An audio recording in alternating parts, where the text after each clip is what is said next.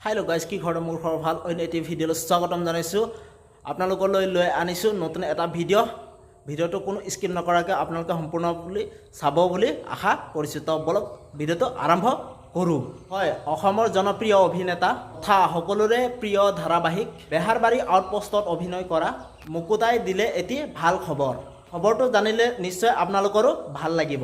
সবিশেষ জনাম আজিৰ এই ভিডিঅ'টোৰ জৰিয়তে। গতিকে আপোনালোকে মোৰ ভিডিঅ'টো কোনো স্কিপ নকৰাকৈ শেষলৈকে আপোনালোকে চাই থাকিব। পোনপ্ৰথমে আপোনালোকে কমেণ্ট কৰি জনাবচোন জনপ্ৰিয় অভিনেতা মুকুতা ওৰফে অশ্বিনী ডেকাক আপোনালোকে কেনেকুৱা পায়, তেওঁৰ অভিনয় চাই আপোনালোকে কেনেকুৱা পায়, নিশ্চয় এটি কমেণ্ট কৰি জনাব। হয়, অসমৰ জনপ্ৰিয় অভিনেতা অশ্বিনী কুমাৰ ডেকাই বহুত দিন ধৰি বেহাৰবাৰী আউটপোষ্টত অভিনয় কৰা নাছিল আৰু তেওঁ কয় যে এইবাৰ তেওঁ বেহাৰবাৰী আউটপোষ্টত অভিনয় কৰিব।